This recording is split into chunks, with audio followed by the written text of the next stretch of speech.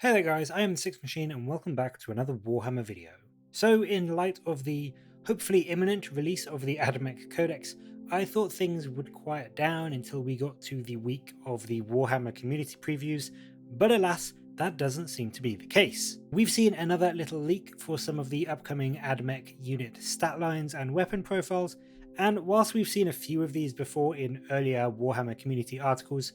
I just wanted to go over it because there are still a few changes coming in that it seems we weren't aware of.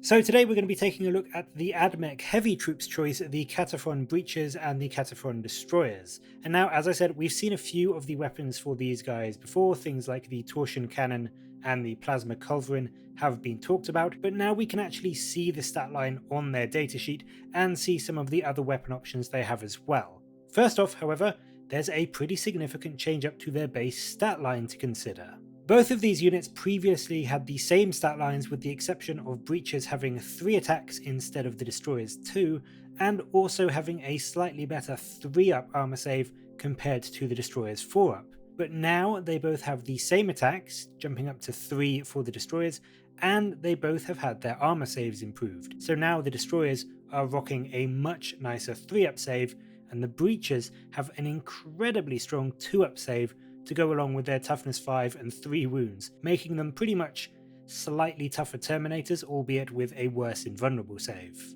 It's a pretty hefty change and going to make getting rid of squads of these, especially in cover, a real chore to do, especially if you use them in the Admech Army of Renown force, where you get -1 damage on top of all that if you're in your deployment zone or holding an objective. Honestly, I do think that these could be one of the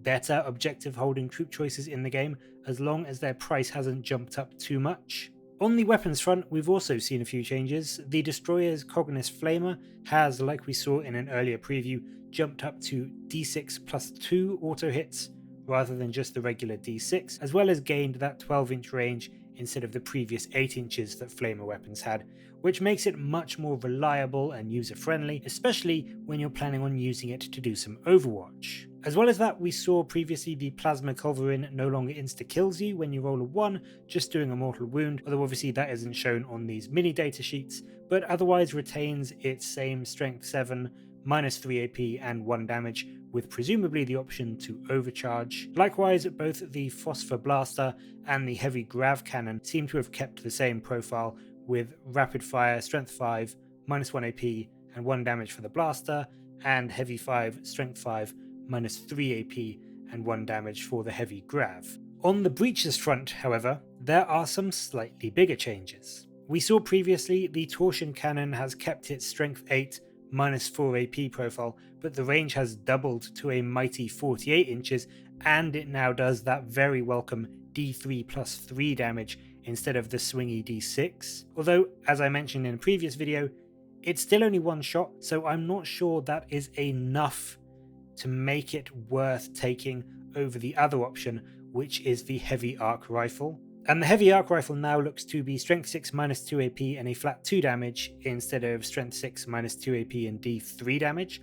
Interestingly, however, as we saw in the earlier Warhammer community preview, the Arc Rifles for the infantry now do D3 damage instead of just 1, and then do a flat 3 damage when targeting a vehicle. So I do wonder if the heavy version will get something similar. I would presume it would, and even just going from 2 damage to say 4 damage against vehicles would make it incredibly potent at taking down enemy armor, especially if it also carries the same rule that the Arc Rifle has, whereby unmodified wound rolls of 4 always successfully wound vehicles. That would, in my mind, make the Heavy Arc Rifle a far superior weapon to the Torsion Cannon in pretty much every situation. For their melee weapons, the Arc Claw has had a nice little bump, going from strength +1, -1 AP and 1 damage, to now having a much better -3 AP, which means that you're much more likely to be able to chew your way through enemy armor saves and kill your target. And the Hydraulic Claw has massively improved, still retaining the ×2 strength,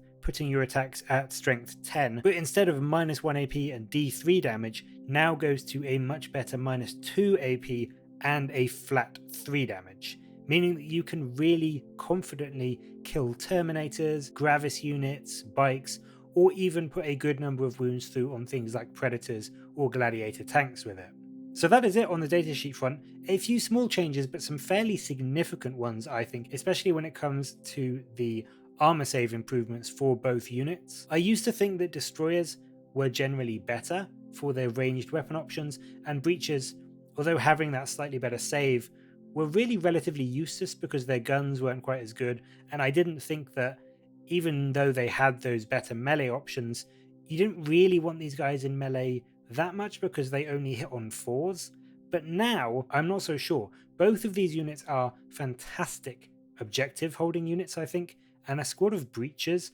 advancing up with a heavy arc rifle and the hydraulic claw can do some really good work on enemy vehicles, both in the shooting phase and in the melee phase, as well as being ridiculously tough to kill with those 3 toughness 5 wounds protected by a 2-up save. So now I do think you're really going to have to take a long hard look at what you want these units to do to decide whether you want to bring some Destroyers for some still probably slightly better firepower, or go for the Breachers to have a unit that you can move up the board and get up in the enemy's face and then start taking them apart with those hydraulic claws and those arc claws. It will of course depend on the price, I think, but my initial leaning based on the profile alone is probably Breachers over Destroyers just a little bit. But which do you think is better, and which will you be bringing in your Admech lists? Let me know in the comments below, as well as any other tips or tricks that you may have discovered to make the best use of these Kataphron units. Thanks again for watching,